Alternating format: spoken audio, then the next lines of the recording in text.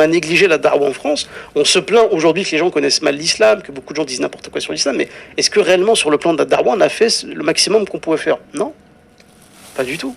On a créé une génération de mecs fans de football, les mecs qui connaissent tous les ballons d'or depuis 30 piges, ou une génération de mecs qui connaissent tous les albums de Jules Parker, une génération de mecs qui connaissent les mangas, tout est Parker, voilà, c'est ça qu'on leur a. Et dès qu'il fallait faire da'wa, il n'y avait plus personne. En réalité, on a quasiment rien fait dans le domaine de la da'wa.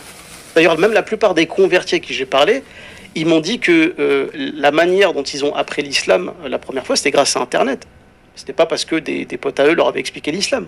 C'est souvent grâce à Internet. Pas tout le temps, mais souvent grâce à Internet.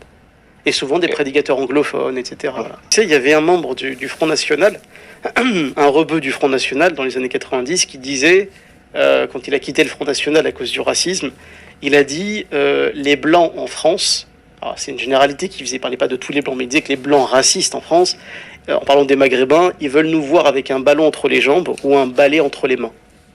Un ballon entre les jambes ou un balai entre les mains. C'est exactement ça. Et d'ailleurs, même sur le voile, c'est intéressant, mais quand c'était nos mamans, qu'Allah les préserve, qui étaient femmes de ménage et qui portaient le voile, ça dérangeait personne. Par contre, quand c'était des sœurs qui avaient un bac plus 5 ou qui faisaient médecine ou qui voulaient devenir avocates et qui portaient le hijab, là ça dérangeait. Parce que là, il y avait une question de conditions sociales, tu vois. Le maghrébin, le noir, le africain, là, tu sais, le mec qui est pas de chez nous, tu sais. On accepte tout son folklore, machin, à partir du moment où il est en dessous de nous, hein, quand on le voit pas. Par contre, quand il devient mon patron ou quand il devient mon collègue, là, ça me pose problème. C'est ça, en fait, le truc. Oui, c'est totalement ça. C'est totalement ça. On ne veut pas voir, de musulmans, quel qu'il soit, être l'égal d'un athée, d'un homme ou une femme libérale, Non, c'est... Bismillahirrahmanirrahim. Alif Lam Ra.